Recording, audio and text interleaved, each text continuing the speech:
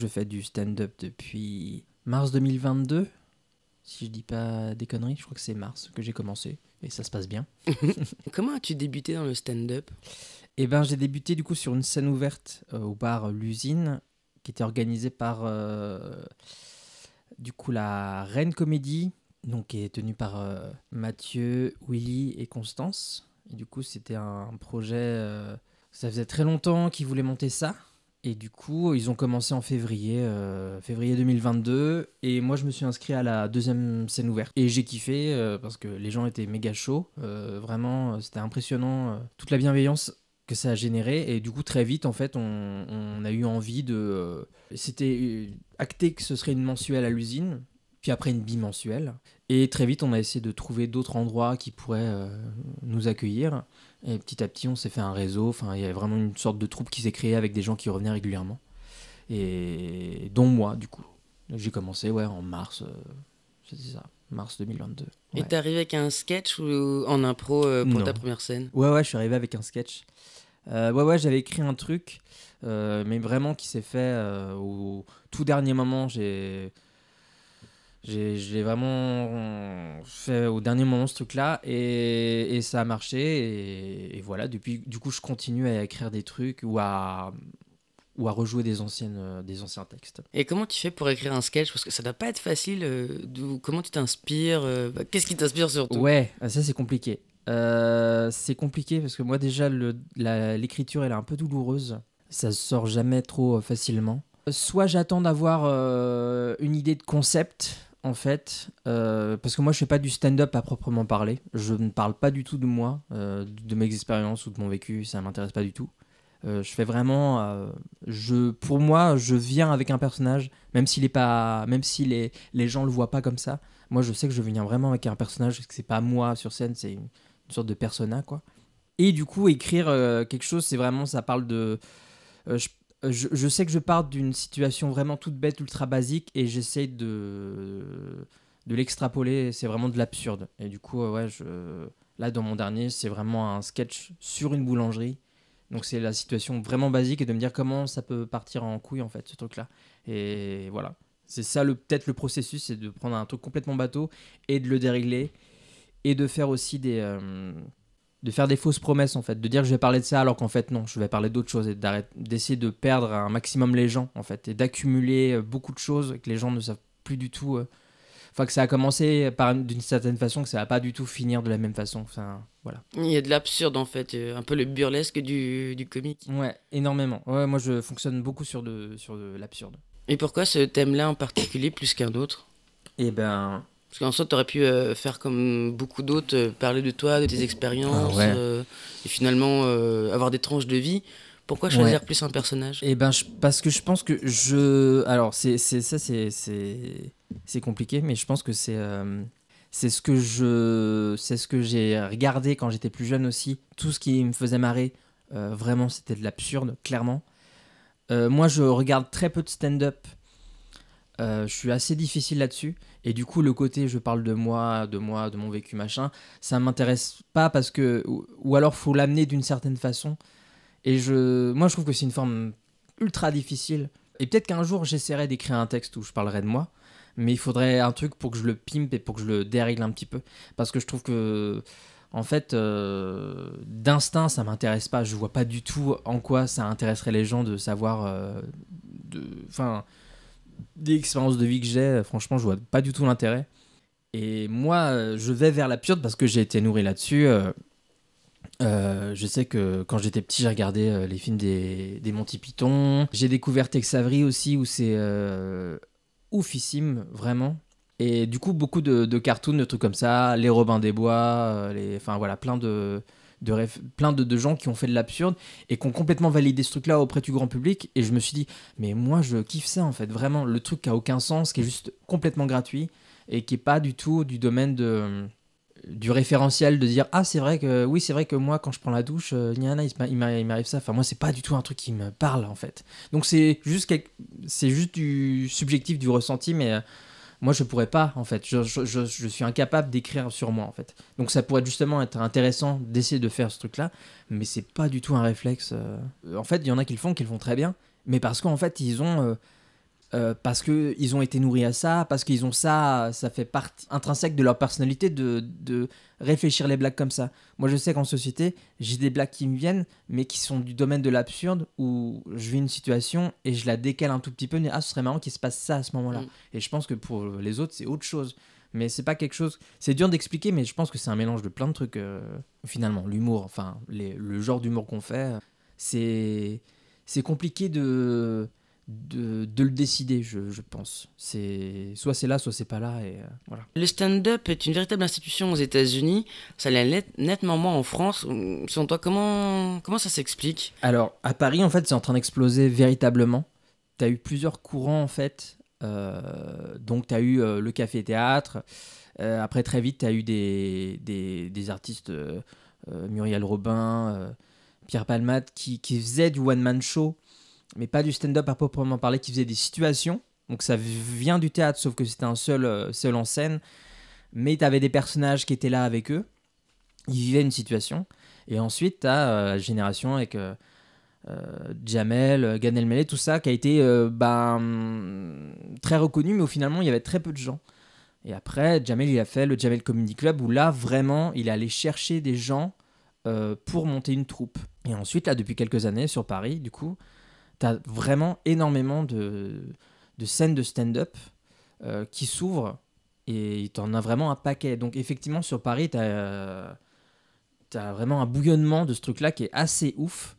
Et du coup, c'est encore ultra timide dans toutes les autres villes de France. Mais est-ce que dans 5 ans, est-ce que ce sera encore plus grand ? Moi, j'imagine, parce qu'en tout cas, sur les réseaux sociaux, tu as de plus en plus d'artistes de stand-up sur Instagram qui font leur promo sur Instagram et qui commencent à faire des tournées, qui commencent à sortir de Paris aussi. Donc en vrai, je pense pas qu'un jour on sera aussi gros, enfin j'en sais rien, que les États-Unis. Peut-être que si, j'en sais rien, mais en tout cas, c'est un truc qui commence à prendre de plus en plus d'ampleur, voilà. Et justement, tu parlais des scènes. À part Paris, est-ce que c'est facile de trouver des scènes de stand-up, par exemple à Rennes ? Oui, en fait, ouais, je pense que clairement, ça devient de plus en plus facile. En tout cas, avec la Rennes Comédie, il y a de plus en plus de bars qui sont intéressés pour accueillir ce genre d'événements.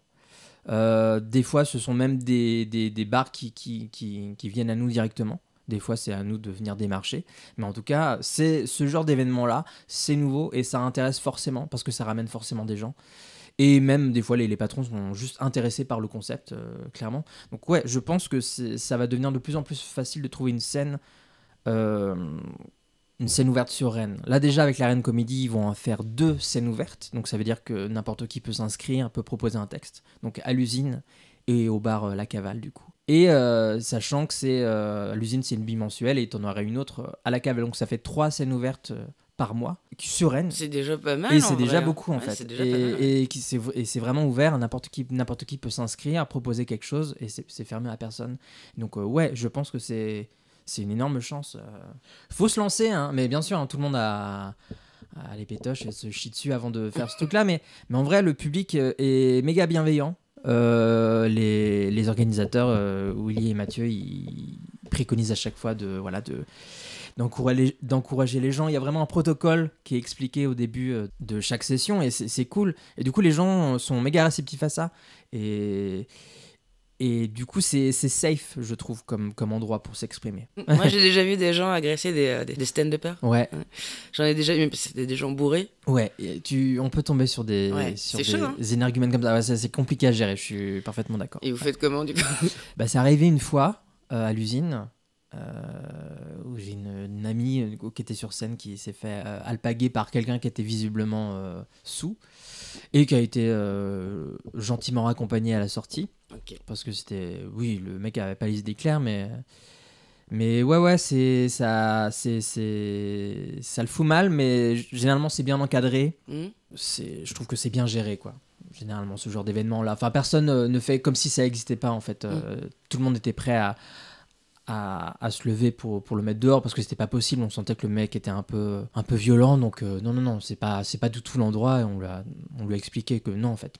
C'est vraiment un mec sous qui se rendait pas du tout compte, en fait. Et du coup, je pense que c'est soit tu remarques les petits malins, en fait, qui ont envie de répondre. On n'en a pas trop encore. On en a eu quelques-uns, mais c'est pas encore ça. Par rapport à peut-être à Paris où c'est beaucoup plus, tu peux beaucoup plus rencontrer ce genre de personnes-là. Mais encore sur Rennes, on n'a pas rencontré le petit malin qui ouvre sa gueule et qui. Moi, j'en ai pas encore rencontré. Je sais qu'il y en a certaines personnes qui ont eu affaire à des gens qui parlaient pendant leur passage ou qui leur répondaient. Ça, c'est pas encore un truc qu'on a réglé. Et je pense qu'on n'a pas tous les armes forcément ou les outils pour répondre à ce genre de personnes-là. C'est pas évident. Donc, non, il faut toujours prendre ça avec philosophie et humour et pas prendre ça pour une agression. Mais il faut aussi que les gens comprennent que ce qu'on fait, ça ne demande pas forcément de la participation. C'est un exercice qui est compliqué aussi. Donc, c'est de la bienveillance des deux côtés en fait. Sinon, on n'agresse pas les gens, il ne faut pas que les gens ils nous agressent aussi. Ok, dernière question. Quel conseil donnerais-tu à quelqu'un qui veut se lancer dans le stand-up ? De se lancer. C'est tout simple. Ouais, c'est tout ça. De pas avoir peur. Que la peur c'est une bonne chose, qu'il faut se rendre compte pourquoi, il faut essayer de comprendre pourquoi on a peur. Que la peur ça peut être une bonne adrénaline aussi, ça peut nous dire ah j'ai peur de faire ça parce que c'est important, parce que tout d'un coup ça peut être une sorte de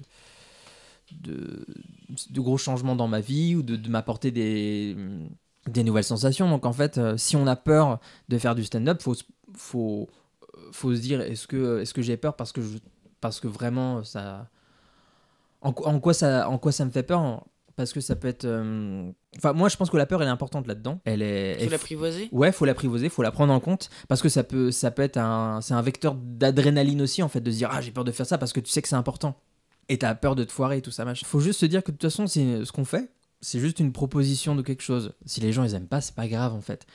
Il peut se passer plein de choses en fait. Tu peux avoir des beats qui sont catastrophique et tu sors de là, t'es juste dégoûté, mais en fait tu te rends compte que t'as survécu à ce truc là, que t'es toujours vivant en fait, et quand bien même en fait ce que tu fais c'est une proposition, donc en fait quand tu fais ton texte sur scène, si les gens ils aiment ou ils aiment pas, c'est tant pis tant mieux en fait, ça ne te concerne plus parce que toi t'as fait ce que tu voulais faire à la base. Si tu commences à essayer de plaire à tout le monde, je pense pas que tu puisse aller très très loin. Et du coup c'est en fait faut juste se remercier d'être audacieux, de se dire ah là je vais proposer quelque chose, je ne sais pas si les gens vont apprécier, je sais que moi il y a un sens là-dessus, et c'est peut-être inexplicable, c'est peut-être méga bizarre, mais moi je pense qu'il faut absolument garder ce truc là en soi, de se dire là je vais proposer quelque chose, je ne sais pas du tout comment les gens vont le percevoir, mais moi j'ai envie de le défendre, et je vais peut-être me chier dessus sur scène, mais je sais que j'ai envie de le dire ce truc là. Et peu importe si les gens le comprennent ou pas, c'est pas grave. En fait, c'est grave parce qu'on s'est toujours dit ah qu'est-ce que les gens vont penser de moi, parce qu'on a toujours fonctionné comme ça. Depuis tout petit, on fait attention au regard des gens. Et je pense que là, être sur scène, avoir un projecteur, avoir 20, 30, 40, 50 personnes qui nous écoutent pendant 7 minutes, ouais. Là, c'est autre chose. Mais justement, en fait, il faut le voir comme une sorte de sublimation de quelque chose. Il faut avoir peur, c'est important. Ça veut dire qu'il se passe quelque chose. Et il faut être conscient de tout ça, mais il faut surtout pas s'empêcher de faire quoi que ce soit parce qu'on a peur du regard des gens. Je pense qu'il faut voir ce truc-là comme une épreuve en disant je vais sortir de scène et je vais être... il se sera passé plein d'émotions, et c'est ça qu'il faut retenir, c'est je fais ça pour moi en fait, je fais pas ça pour plaire en fait, je fais ça pour moi avant tout, pour me dire vas-y, ça peut être trop marrant de me dire putain j'ai parlé aux gens, ils vont m'écouter pendant 7 minutes. C'est 7 minutes quand même, faut les tenir. C'est 7 minutes, mais faut les tenir, mais ça passe extrêmement rapidement 7 minutes oui, au final. Quand t'es tout seul devant le public, quand t'es tout seul, tu parles pas du tout de la même façon que quand t'es en train de répéter ton texte tout seul dans ton appartement. Donc non, moi je dis juste qu'il faut se lancer, faut s'entourer aussi, clairement. Faut peut-être pas rester tout seul, faut peut-être faire relire, faut peut-être le demander des conseils, machin, mais faut se lancer. C'est juste le premier pas qui coûte, hein. Et après, dès que t'es dedans, tu te dis de toute façon, tu vas pas mourir. Enfin voilà, c'est juste du kiff en fait, vraiment. Il y a ces endroits-là qui sont créés pour de l'expression. Et c'est formidable, quoi. Et j'espère qu'il y en aura d'autres parce que c'est juste méga important et trop bien.